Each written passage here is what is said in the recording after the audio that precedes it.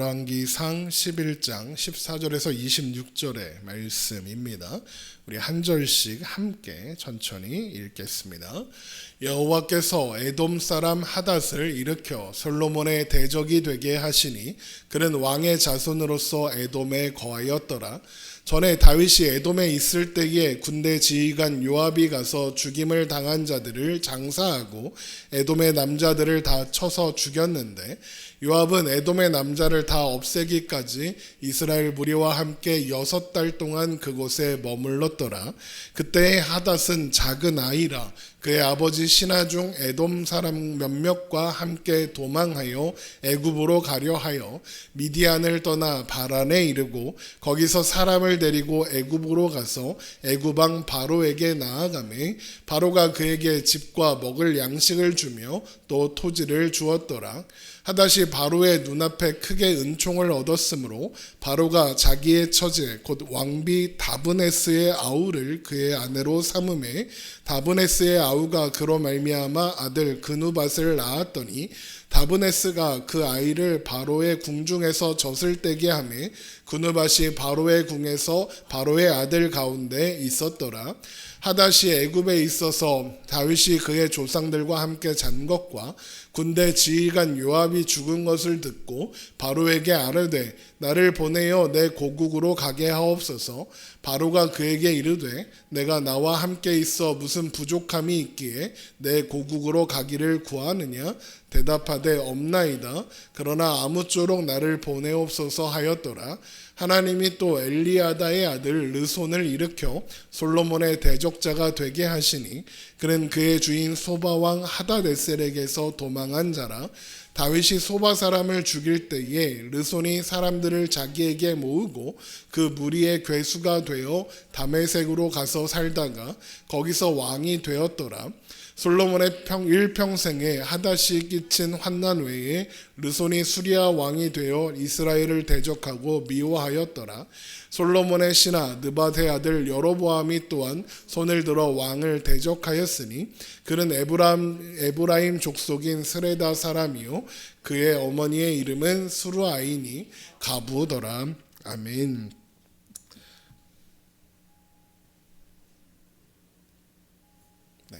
많은 사람들이 솔로몬은 원래 그런 사람이 아니었는데 원래 잘하는 그런 훌륭한 왕이었는데 뒤늦게 얻은 수많은 아내들의 유혹 때문에 말년에 실수해서 넘어진 것이다. 실수했다라고 많이들 생각을 합니다. 그러나 우리가 이제까지 살펴본 것처럼 솔로몬의 삶은 일관된 방향성을 가지고 있었습니다. 다만 그것이 하나님이 기뻐하시는 방식이 아니었을 뿐이죠. 하나님이 기뻐하시는 방식이 아닌 방법으로 시종일관 그는 자신의 성공이라는 목표를 위해서 열심히 살았습니다. 솔로몬은 평생 이스라엘의 왕으로서 완벽한 성공을 이루고 싶었습니다. 그래서 솔로몬은 정말로 최선을 다했죠. 그런 이유로 아버지 다윗에게 그 나라와 그 왕위를 영원히 견고하게 하시겠다고 약속하신 하나님께도 최선을 다하여 잘하고자 했습니다. 일천번제를 드리고 성전을 건축했으며 성대한 성전 봉헌식을 드렸으며 또 주기적으로 성전에서 제사를 드리고 절기를 지켰으며 예물을 드렸습니다. 이만하면 훌륭한 신앙인이다라고 할 법합니다. 그러나 이런 솔로몬의 행적들은 하나님의 마음과 하나님의 뜻과는 거리가 있었습니다. 거리가 있는 것보다 더 정반대에 서 있었습니다. 하나님께서 솔로몬에게 원하시는 것은 단 한 가지였죠. 하나님의 말씀을 듣는 것이었습니다. 그래서 하나님은 기브온에서 솔로몬의 꿈을 통해 솔로몬이 어떤 존재인지 그리고 솔로몬에게 정말로 필요한 것이 무엇인지 알려주셨습니다. 열왕기상 3장 5절입니다. 기브온에서 밤에 여호와께서 솔로몬의 꿈에 나타나시니라. 하나님이 이르시되 내가 내게 무엇을 줄고 너는 구하라.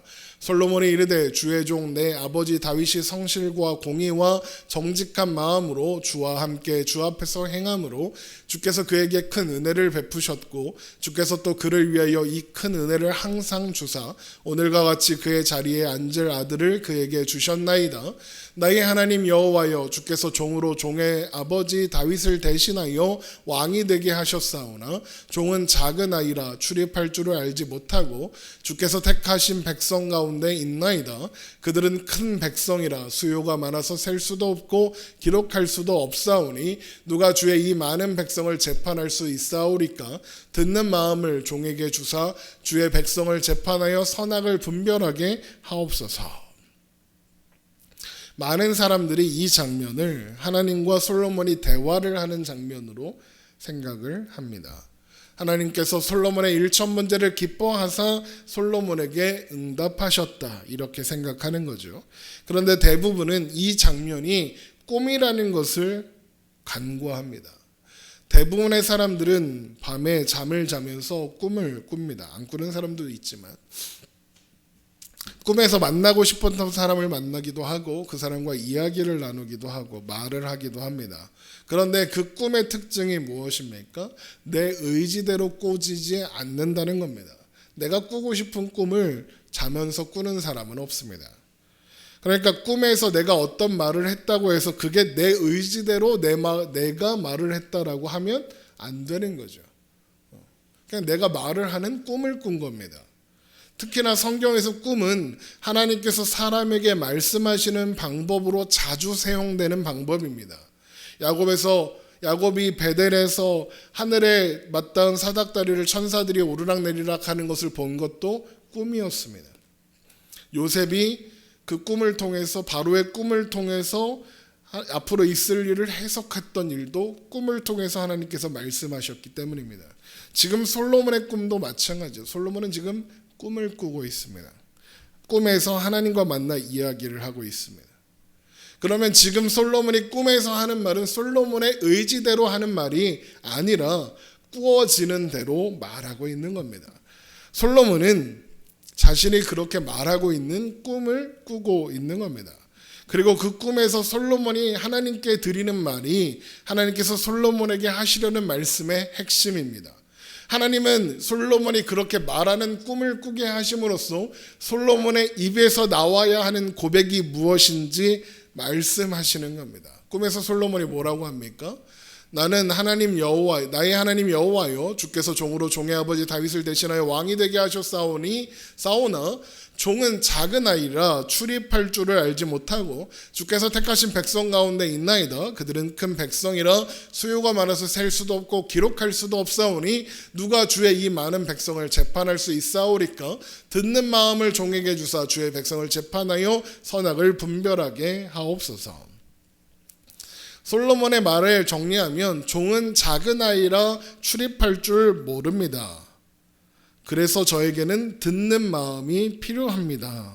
듣는 마음이 있어야 선악을 분별할 수 있습니다. 선악을 분별하는 기준은 언제나 하나님이시기 때문에 여기서 듣는 마음도 하나님의 말씀을 듣는 마음이라고 했죠.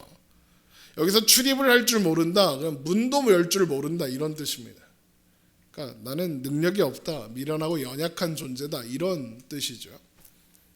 이 말은 솔로몬이 지금까지 보여준 이 3장의 이 사건 이전에 보여준 모습과는 정반대되는 모습입니다. 솔로몬은 자신이 미련하고 연약한 출입도 할 줄 모르는 어린아이라고 생각하지 않습니다. 만약에 그랬다면 아도니아가 아버지의 아내였던 아비삭을 요구한 것을 빌미로 그 이전에 마음에 들지 않았던 아도니아와 요압과 아비아다를 제거하고 시므이를 함정에 빠뜨려 제거하는 일을 할 수 있었을까 생각해 보십시오. 못합니다. 솔로몬은 교묘한 방법으로 자신에게 위협이 된다고 생각하는 적들을 제거했습니다. 그리고 나서 이런 말을 합니다. 열왕기상 2장 45절입니다. 이거 솔로몬의 말이에요. 그러나 솔로몬 왕은 복을 받고 다윗의 왕위는 영원히 여호와 앞에서 견고히 서리라 하고. 이 말을 솔로몬의 입장에서 더 알기 쉽게 해석하면 이렇게 됩니다. 나는 복을 받을 거다. 나의 왕위는 여호와 하나님 앞에서 영원히 견고하게 설 것이다. 나는 그렇게 할 자신이 있다. 이런 뜻입니다. 솔로몬은 자신이 있었습니다. 그래서 이 모든 일을 마친 솔로몬의 일을 성경은 이렇게 평가합니다. 열왕기상 2장 46절, 여호야다의 아들 분야에게 명령하매 그가 나아가서 시므이를 치니 그가 죽은지라 이에 나라가 솔로몬의 손에 견고하여 지니라. 여기서 핵심은 이에 나라가 솔로몬의 손에 견고하여 지니라 라고 했습니다. 왜 이게 핵심이냐? 이 나라가 지금 솔로몬의 손에 의해서 견고해지고 있다라는 것이 핵심이기 때문입니다. 이 나라가 어떤 나라입니까? 하나님께서 다스리시는 하나님의 나라입니다. 이 나라는 솔로몬의 손으로 견고해지는 나라가 아니며 그렇게 되어서도 안 되는 나라라는 뜻입니다. 하나님이 견고하게 하시고 하나님이 다스리시는 하나님이 세우신 나라입니다. 그래서 이 나라의 흥망성쇠는 오직 하나님의 손에 달려 있습니다. 그 나라를 이스라엘을 견고하게 하실 수 있는 분은 오직 하나님이시고 또 망하게 하실 수 있는 분도 오직 하나님뿐입니다. 하나님이 허락하지 않으시면 아무리 위대한 왕도 그 나라를 지킬 수 없고 하나님이 허락하지 않으시면 아무리 강한 적이 와도 그 나라를 무너뜨릴 수 없습니다. 그게 이스라엘의 역사였습니다. 출애굽 시대. 출애굽의 대상인 애굽이 이스라엘을 감히 어떻게 하지 못합니다. 가나안 정복 전쟁의 과정을 보십시오. 가나안 정복 전쟁 과정에서 가나안 민족들이 이스라엘 백성들을 감히 어쩌지 못합니다. 또 그 시대를 거쳐 사사기 시대를 보십시오. 사사기 시대에 여러 이방 민족들이 이스라엘 백성들을 괴롭혔지만 아무도 그들을 멸망시키지 못했습니다. 왜? 하나님께서 사사를 보내서 그들을 구원하셨기 때문입니다. 또 다윗의 역사를 보십시오. 늘 그랬습니다. 하나님께서 허락하지 않으면 아무 일도 일어날 수 없었습니다. 그런데 솔로몬의 시대에 와서 그 나라가 솔로몬의 손에 의하여 견고해졌다고 합니다. 이건 정말로 그 나라가 이스라엘이 견고하게 세워졌다는 의미가 아니라 솔로몬이 생각하기에 그리고 솔로몬 당대의 사람들이 보기에 나라가 이만하면 견고하다, 튼튼하다라는 의미입니다. 정적들을 제거하고 선왕시대의 권력을 가졌던 권력자들의 힘을 빼고 새로운 인물들을 등용해서 적재적소에 배치하고 여호와 신앙이라는 종교를 중심으로 백성들을 똘똘 뭉치게 하면 그 나라가 견고해질 수 있다고 솔로몬은 생각했고 그 모든 것을 다 하고 나니까 백성들이 한 마음으로 솔로몬 왕을 지지하고 그래서 솔로몬이 하자는 대로 다 하고 그러니까 나라가 견고하게 세워지는 것 같았다는 겁니다. 그래서 솔로몬이 기브온에서 1,000번제를 드리는 겁니다. 온 이스라엘 백성들이 볼 수 있도록.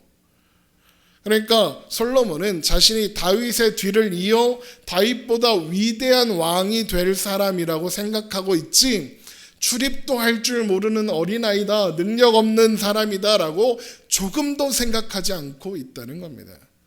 그래서 하나님은 솔로몬에게 야 그거 아니야 라고 말씀하시는 겁니다. 네가 네 입에서 나와야 하는 고백은 네가 어린아이라는 거예요. 나의 도움이 필요하다는 거예요. 하나님은 솔로몬이 그 입으로 하나님 앞에 해야 하는 말이 무엇인지 그리고 그에게 정말로 필요한 것이 무엇인지 알려주신 겁니다. 너는 어린아이 같은 존재다. 너에게는 나의 도움이 필요하고 너는 나의 말씀을 듣는 마음이 필요하다라고요. 그런데 솔로몬이 그 꿈을 꾸고도 하나님을 의지하고 하나님의 말씀을 의지하지 않았습니다. 대신 자기 생각이 옳다고 여겨지는 대로 살았죠. 덕분에 승승장구합니다. 그러니 더욱 기고만장해졌겠죠. 그래서 하나님이 굳이 하지 말라는 걸 합니다. 성전을 짓습니다. 하나님은 성전을 짓지 말라고 분명히 말씀하셨습니다. 그런데 성전도 지었습니다. 왜요? 1,000번제를 통해서 이스라엘 백성들이 여호와 신앙이라는 종교의 이름으로 뭉치는 걸 보았으니까요. 그래서 이스라엘 전역에 흩어져 있는 산당들을 한 군데로 모아서 성전에서 예배를 드리게 하는 겁니다. 그래야 성전을 중심으로 신앙이 모이고 종교가 모이고 사람들의 마음이 모일 테니까요.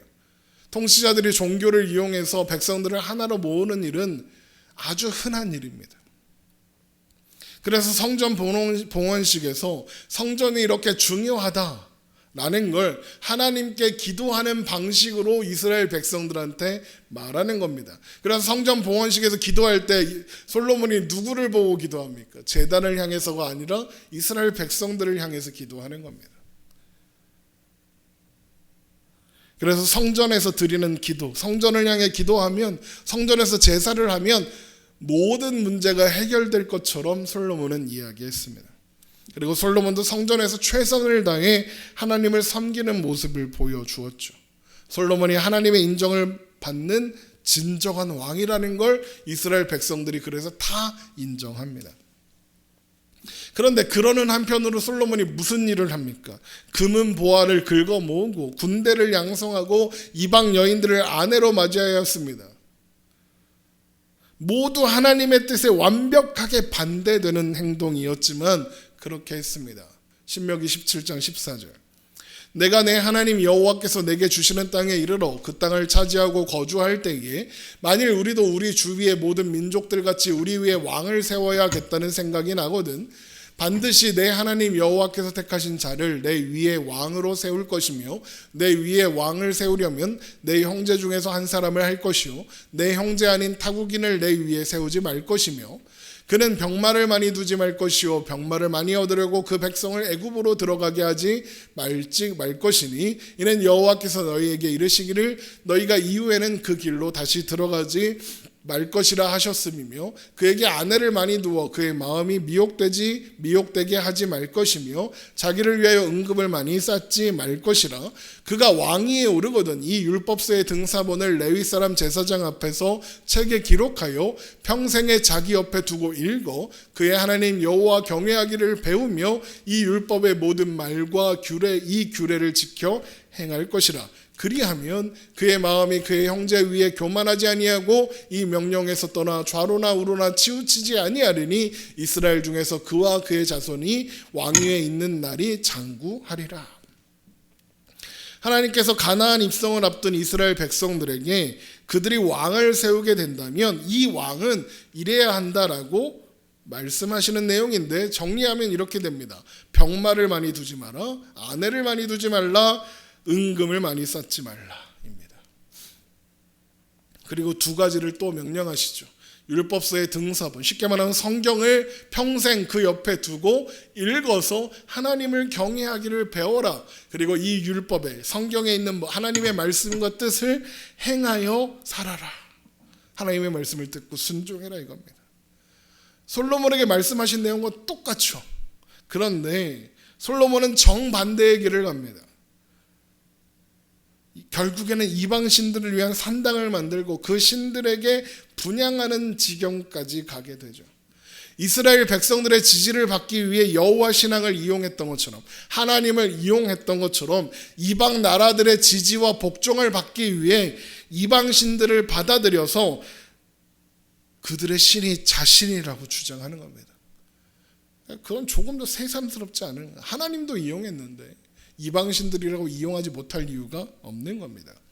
그런데 솔로몬이 이 모든 일을 한 이유가 무엇입니까? 이스라엘을 견고하게 세워야 하기 때문입니다.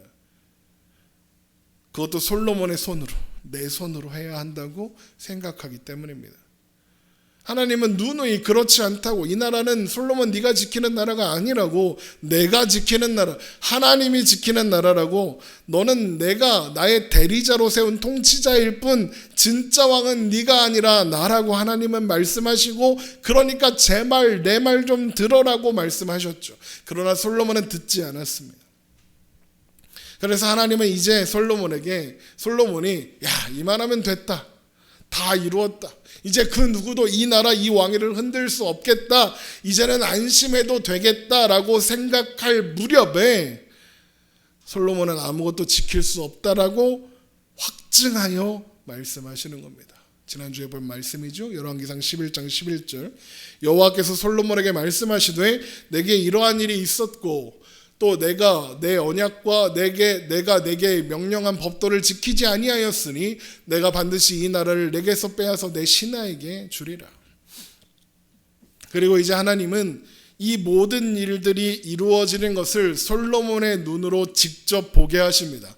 물론 당장 솔로몬의 왕위가 어떻게 되지는 않습니다. 하지만 그렇다고 안심하고 태평성대를 누릴 수 있는 형편이 되지도 못합니다. 왜냐? 솔로몬의 대적들이 일어나기 시작했습니다. 첫 번째로 등장한 솔로몬의 대적은 에돔 사람 하닷입니다. 열왕기상 11장 14절입니다. 여호와께서 에돔 사람 하닷을 일으켜 솔로몬의 대적이 되게 하시니 그는 왕의 자손으로서 에돔에 거하였더라. 하닷은 에돔의 왕족이었습니다. 그런데 과거 다윗이 요압과 함께 에돔 지역을 평정하면서 에돔의 왕족들을 몰살하는 그럴 때가 있었습니다. 그런데 그때 어린아이였던 하닷이 신하 몇 명과 피하여 살아남아 애굽으로 도망칩니다. 열왕기상 11장 15절 전에 다윗이 에돔에 있을 때에 군대 지휘관 요압이 가서 죽임을 당한 자들을 장사하고 에돔의 남자들을 다 쳐서 죽였는데 요압은 에돔의 남자를 다 없애기까지 이스라엘 무리와 함께 6달 동안 그곳에 머물렀더라. 그러니까 요압이 머물면서 에돔의 모든 왕족들을 죽이려고 진짜 씨까지 완전히 씨를 말리려고 찾고 찾아서 다 죽였다는 겁니다. 근데 그 와중에 누가 살아남았습니까? 하닷이 살아남은 겁니다. 그때 하닷이 작은 아이라 그때 하닷은 작은 아이라 그의 아버지 신하 중에 에돔 사람 몇몇과 함께 도망하여 애굽으로 가려 하여 애굽으로 망명한 겁니다. 애굽 왕 바로는 그런 하닷과 그와 함께 온 신하들을 받아줍니다. 이걸 망명이라고 하죠. 그리고 집과 양식과 토지를 주어 살게 합니다. 뿐만 아니라 바로의 처제이자 왕비인 다브네스의 동생을 아내로 삼게 합니다. 열왕기상 11장 18절 미디안을 떠나 바란에 이르고 거기서 사람을 데리고 애굽으로 가서 애굽 왕 바로에게 나아가매 바로가 그에게 집과 먹을 양식을 주며 또 토지를 주었더라. 하닷이 바로의 눈앞에 크게 은총을 얻었으므로 바로가 자기의 처제 곧 왕비 다브네스의 아우를 그의 아내로 삼음에 다브네스의 아우가 그로 말미암아 아들 그누밧을 낳았더니 다브네스가 그 아이를 바로의 궁중에서 젖을 떼게 하매 그누밧이 바로의 궁에서 바로의 아들 가운데 있었더라. 바로의 처제인데 왕비이기도 합니다. 이게 무슨 개판인 족보냐 이런 생각이 들 수도 있는데 이렇게 되는 이유는 애굽의 이집트의 왕위 계승은 여성에게 있었기 때문입니다. 그렇다고 여성이 왕이 되지는 못하고 그 여성과 결혼한 남자가 왕이 되는 그런 계승법을 가지고 있었습니다. 그러니까 왕위 계승권이 있는 여자의 남편이 바로가 되는 거예요. 그런데 왕비가 이제 왕위 계승 서열 1이라서 내가 왕이 되었어. 그런데 이 왕비가 죽으면 어떻게 될까요? 왕위 계승 서열 2위를 가진 여자의 남편이 바로가 되는 거 아닙니까? 그럼 나는 쫓겨나는 거잖아요. 하루아침에. 그럼 어떻게 하면 되겠습니까? 그런 일을 막기 위해서 왕위 계승 서열 안에 있는 모든 여자와 결혼하는 겁니다. 그래서 아내랑도 결혼하고 처제랑도 결혼하고 그렇게 하는 겁니다. 그래서 이제 바로가 처제의 동생을 하닷과 연결시켜 주었다. 이거는 하닷을 애굽의 왕족 취급을 하겠다 이런 의미가 되는 겁니다. 물론 바로가 결혼하지 않은 여인이었던 것으로 보아서 이 여인에게는 아마도 엄마가 달랐겠죠. 엄마가 달라서 왕위 계승 서열은 거의 없는 그런 여인이었을 겁니다. 만약에 그랬다가 이게 왕위 계승 서열이 있는 여자를 하닷에게 주었다가 다 죽고 이 여자만 남으면 하닷이 이집트의 왕이 되는 거잖아요. 그러니까 그런 일은 막아야 하니까 왕위 계승 서열이 없는 그런 여인과 결혼시킨 여자인 겁니다. 덕분에 하닷은 애굽에 머물면서 힘을 기르게 됩니다. 그의 아들이 바로의 아들들과 함께 자라며 왕자 취급을 받고 이 사람은 왕족 취급을 받는 겁니다. 그렇게 시간이 흐릅니다. 시간이 흘렀더니 다윗이 죽고 얼마 지나지 않아 요압이 죽습니다. 그 소식을 들은 하닷은 에돔으로 돌아가기로 합니다. 왜 돌아가고 싶었을까요? 돌아가서 힘을 길러 복수해야지라는 생각을 하는 겁니다. 열왕기상 11장 21절. 하닷이 애굽에 있어서 다윗이 그의 조상들과 함께 잔 것과 군대 지휘관 요압이 죽은 것을 듣고 바로에게 아뢰되 나를 보내어 내 고국으로 가게 하옵소서. 바로가 그에게 이르되 내가 나와 함께 있어 무슨 부족함이 있기에 내 고국으로 가기를 구하느냐. 대답하되 없나이다. 그러나 아무쪼록 나를 보내옵소서 하였더라. 지금 바로가 하닷한테 묻죠. 너 왜 가려고 하니? 라고 묻는 겁니다. 그랬더니 하닷이 좀 부족한 거 없지만 가고 싶어요. 그러는 겁니다. 그러니까 돌아가고 싶어 하는 이유를 굳이 밝히지 않습니다. 왜 그럴까요? 지금 바로의 딸이 솔로몬의 아내가 되어 있는 상황입니다. 그러니까 바로는 지금 이스라엘과 어쨌든 우호적인 관계를 맺고 있는 상황이에요.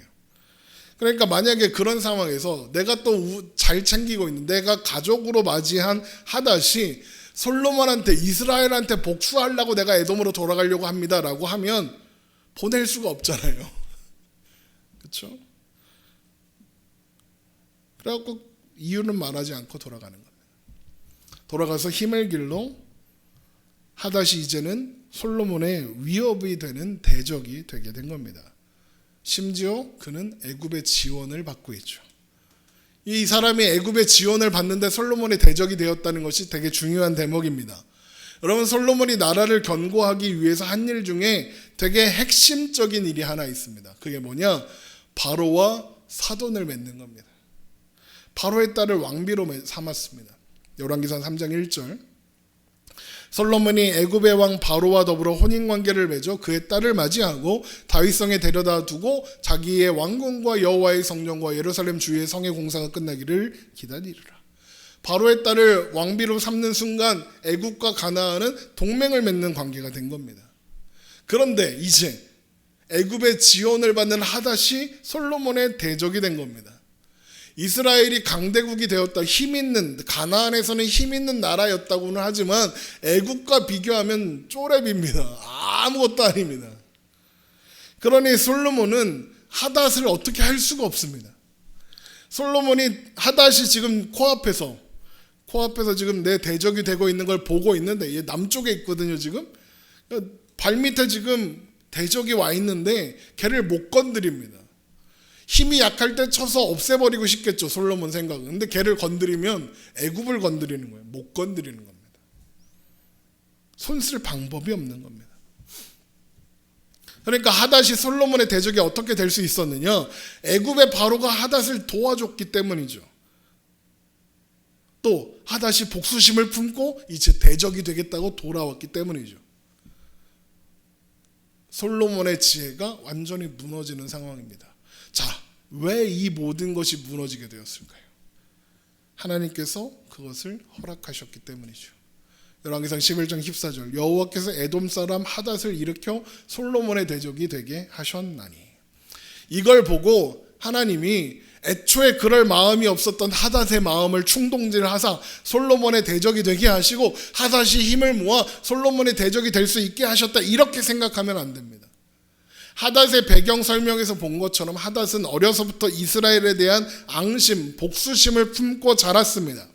하닷은 어려서부터 내내 복수하겠다, 내가 힘을 모아서 반드시 복수한다는 마음을 먹고 있었습니다. 자, 그런데 하닷이 마음 먹고 있으면, 그래서 또 애쓰고 노력하고 막 이렇게 어떻게 막 하면 솔로몬의 대적이 될 수 있습니까? 못 됩니다. 원수에게 위협이 될 만큼의 힘을 모을 수 있는 사람은 사실 거의 없습니다. 그래서 우리가 잘 참는 거잖아요. 우리가 왜 불의를 참습니까? 그걸 꺾고 넘어뜨릴 힘이 우리에게 없기 때문입니다. 혹 그 힘을 모을 수 있더라도 지금 솔로몬에게 위협이 될 정도로 힘을 모으기는 쉽지 않습니다. 어쨌거나 이스라엘은 여전히 가나안 지역에서 가장 강한 나라였으니까요. 그런데 그 어려운 일이 지금 일어나는 겁니다. 그게 어떻게 가능했다고요? 애굽이 하닷을 도와줬기 때문에, 하닷이 복수심을 품고 열심히 노력했기 때문이 아니라 하나님이 그것을 허락하셨기 때문입니다. 하나님이 허락하지 않으셨다면, 하나님이 그냥 내버려 두지 않으셨다면 하닷이 아니라 애굽의 바로가 와서 어떻게 해도 솔로몬의 대적이 될 수 없습니다. 하나님은 손짓 한 번으로, 아니 손짓도 할 필요가 없죠. 그냥 후 불면 애굽의 모든 군대가 날아갑니다. 홍해에 다 빠져 죽습니다. 그런데 솔로몬이 그 말년에 하닷이 위험이 된다는 걸 정확하게 알고 있는 겁니다. 그걸 보게 되는 거예요. 하닷의 위협은 솔로몬에게 실제였던 겁니다. 그러니까 솔로몬의 대적이 되었다. 솔로몬이 신경 써야 하는 존재가 거기 생긴 겁니다. 그것이 어떻게 가능하다고요? 하나님께서 하닷이 솔로몬의 대적이 되도록 내버려 두셨기 때문입니다. 그런데 문제는 하닷만이 아니었습니다. 하닷은 에돔의 발밑 남쪽에 있습니다. 그런데 북쪽에서도 솔로몬의 대적이 일어납니다. 머리 끝에서도 대적이 일어납니다.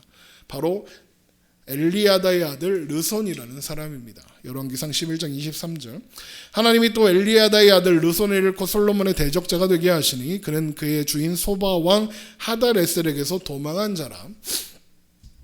르손은 소바 왕 하닷에셀의 신하였답니다. 그런데 어떤 이유에서였는지는 몰라도 도망쳤습니다.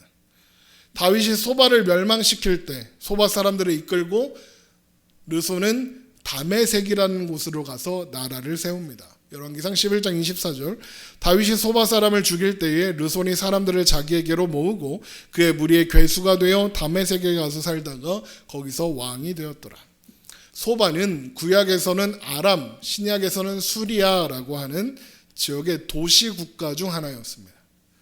르손이 왕이 된 이후에는 그 소바가 르손의 나라에 편입이 됩니다. 그래서 아람이라는 거대한 제국이 되죠.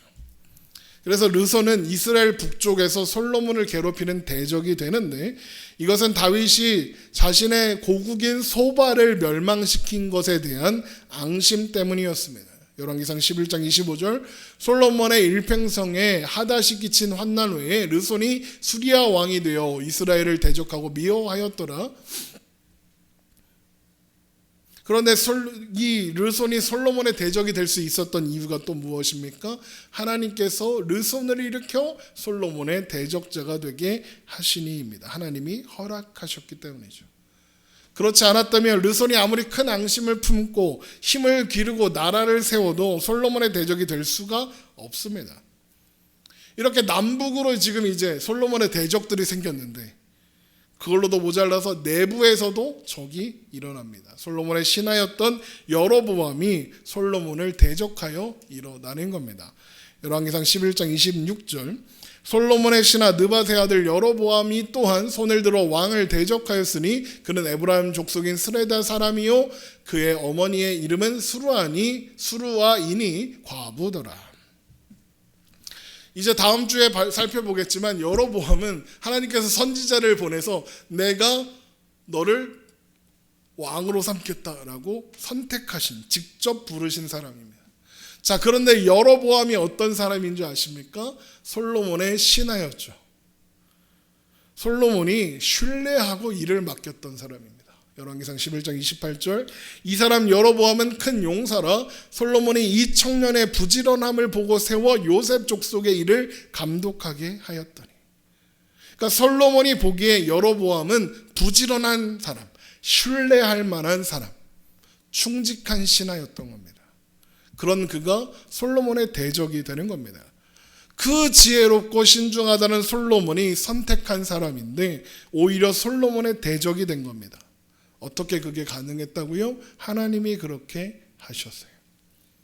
솔로몬은 그 나라를 견고하게 하려고 아도니아, 요압, 시므이 이 세 사람을 죽이고 제사장이었던 아비아다를 쫓아냈는데 이제 다시 세 명의 대적, 그것도 이제 한 개인의 대적이 아니라 나라급의 대적이 세워지는 겁니다. 재미있는 건 뭐냐면 이 솔로몬의 대적이 된 사람들이 공교롭게도 다윗이 살려놨던 사람이라는 거예요. 다윗이 죽이지 않은 사람들이에요.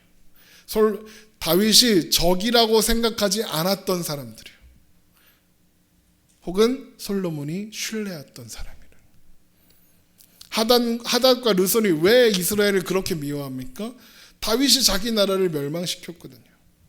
자기 동족들을 죽였거든요. 하닷과 르손은 그 와중에 살아남은 거예요. 다윗이 못 죽인 사람들이에요. 아이러니합니다. 솔로몬의 대적, 솔로몬에게 대적들을 제거해야 돼. 요압은 꼭 죽여, 시므이도 꼭 죽여 라고 알려준 사람이 누굽니까? 다윗입니다. 그래서 그렇게 했습니다. 그렇게 하면 나라가 견고해질 줄 알았습니다. 그런데 이제는 다윗이 살려둔 사람이 오히려 솔로몬의 더 강력한 대적이 되어 나타난 겁니다. 심지어 하닷이 용기를 얻어 에돔으로 돌아갈 생각을 한 이유가 뭐랍니까? 다윗이 죽고 요압이 죽었기 때문입니다. 여기서 핵심은 요압이 죽었다는 겁니다. 솔로몬이 요압을 죽이지 않고 살려뒀다면 이야기는 많이 달라질 수 있습니다. 물론 하나님이 허락하시면 일어나야 하는 일은 일어났겠죠. 그런데 한번 생각해 보십시오. 요압이 그때 죽지 않고 더 나중에 죽었다면 하닷은 솔로몬의 대적이 될 만큼 힘을 기를 시간이 부족합니다. 왜요? 요압이 살아있으면 못 돌아갔을 거거든요. 요압은 트라우마예요. 하닷 입장에서는. 그런데 솔로몬이 요압을 죽여주는 바람에 하닷이 돌아가서 힘을 모아 솔로몬을 대적할 수 있는 계기가 되는 겁니다. 요압을 죽여야 지혜롭다라고 생각해서 그렇게 했는데 그게 오히려 독이 되어 돌아오고 있는 거죠. 솔로몬은 나라를 견고하게 하고자 했습니다. 그러나 하나님께서 그 보호하시는 손길을 거두시고 대적들이 일어나는 것을 그냥 내버려 두시니까 솔로몬이 어떻게 할 수 없는 대적들이 막 일어나는 겁니다. 솔로몬은 나라와 왕위를 견고하게 하고자 했지만 다름 아닌 그 자신이 그 나라를 흔들고 무너뜨리고 있는 겁니다. 그리고 솔로몬은 그 과정을 자기 눈으로 죽을 때까지 지켜봐야 하는 겁니다. 그래서 자신의 힘으로는 아무것도 지킬 수 없음을 확인하게 되는 겁니다. 그제서야 솔로몬은 깨닫습니다. 아, 내가 아니었구나. 그래서 그제서야 깨닫고 이렇게 고백하는 겁니다. 여호와께서 집을 세우지 아니하시면 세우는 자의 수고가 헛되며 여호와께서 성을 지키지 아니하시면 파수꾼에 깨어 있음이 헛되도다. 너희가 일찍이 일어나고 늦게 누우며 수고의 떡을 먹음이 헛되도다. 그러므로 여호와께서 그의 사랑하시는 자에게는 잠을 주시는도다. 위아래로 나타난 대적들로 인해서 솔로몬은 잠이 안 옵니다. 자기가 아꼈던 신하가 자신의 대적이 된 일로 솔로몬은 잠이 안 옵니다. 평안하고 걱정이 없어야 잠이 오는데 걱정이 많으니 잠이 오지 않습니다. 내가 어떻게 세운 나라인데 이러면서 잠이 오질 않았겠죠. 그러니까 솔로몬이 이러는 겁니다. 여호와께서 그의 사랑하시는 자에게는 잠을 주시는 듯. 잠이 안 오거든요. 나는 아무것도 지킬 수 없는 존재였구나. 나는 아무것도 아니었구나. 난 참 바보처럼 살았구나. 그러면서 편히 쉴 수가 없는 겁니다. 여러분 잠 못 드는 밤이 가끔 있으신가요? 노느냐고 잠 못 드는 거 말고 걱정 때문에. 저도 그런 밤이 꽤 많이 있습니다. 자야 되는데 걱정 때문에 잠이 안 오고 그럴 때가 있습니다. 하나님이 분명 내일이는 내일이 염려한다 그러시는데 내일이 염려되고 뭔가 막연하게 불안하고 걱정될 때가 있습니다. 여러분 우리가 왜 그런 염려와 걱정과 불안을 만나게 되는 걸까요? 이유는 단순합니다. 내가 내 삶을 책임져야 한다고 내가 내 삶을 책임지고 살아야 한다라고 생각하기 때문입니다. 내 인생이, 내 운명이 내 손에 달려 있다고 생각하기 때문입니다. 세상의 모든 짐을 내가 다 짊어지고 있어서 그렇습니다. 저는 강원도 원주에서 태어나서 대전에 있는 모건대학교에 신학과에 입학했습니다. 모건대학교는 대전에 있습니다. 그 대학을 갈 때 미달이라서 지원한 날 합격한 줄 알았습니다. 그냥 신학교니까 그냥 넘어가는 것 같았지만 저와 함께 공부했던 같은 교회 다녔던 친구들은 다 서울에 있는 대학을 갔어요.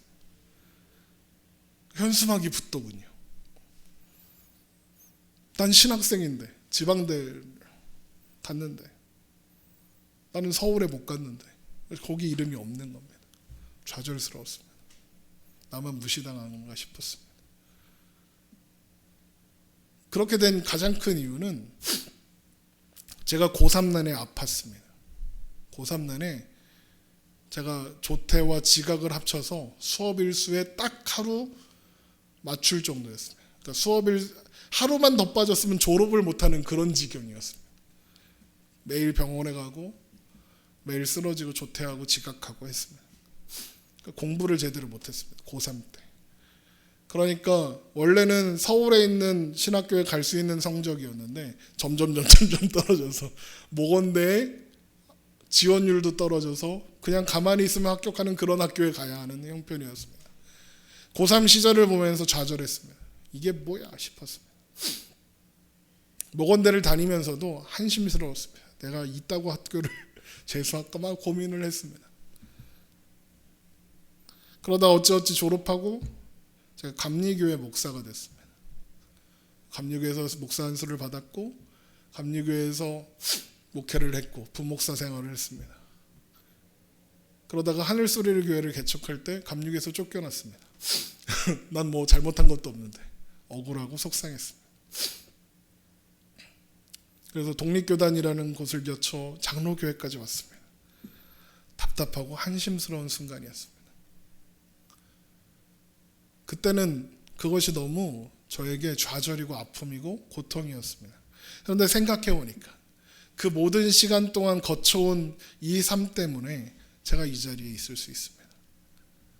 그때 모건대를 가지 않았다면 지금 가깝게 지내는 서산상록교회 구정성 목사님을 못 만났을 거고 장로교 신학을, 그러니까 전 감리교 신학생인데 장로교 신학을 그 사람 때문에 주입을 받았거든요.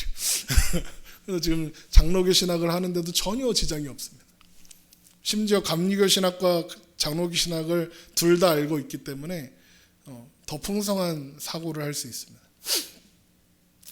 또 그 시간이 없었다면, 그런 사람들이 없었다면 감리교를 나와서 되게 고통스러웠을 거고 비굴하게 목회했을 겁니다. 그런데 지금 아쉬움이 없습니다. 그 시간들을 겪고 있을 때는 너무 불안하고 걱정하고 염려되고 그랬는데 하나님이 그 시간을 통해서 합력하여 선을 이루시는 것을 이제는 믿게 됩니다. 놀라운 건 지금도 여전히 염려하고 걱정하고 불안해한다는 겁니다. 그러나 한편으로는 하나님께서 이 시간을 통해서도 다시 합력하여 선을 이루실 것을 믿습니다. 우리의 인생, 우리의 운명이 내 손에 달려있지 않다는 것을 이제는 저는 믿을 수 있습니다. 여러분, 우리는 아무것도 지키지 못합니다. 우리는 아무것도 책임지지 못합니다. 우리의 삶은 우리가 아니라 우리에게 오늘을 허락하신 하나님께서 책임지고 계시며 인도하고 계십니다. 때로는 우리의 삶이 무기력해 보이고 보잘것없어 보일 때가 있습니다. 또 무모해 보일 때도 있습니다. 그러나 그 걸음을 인도하시는 분은 우리에게 오늘을 주신 하나님이십니다.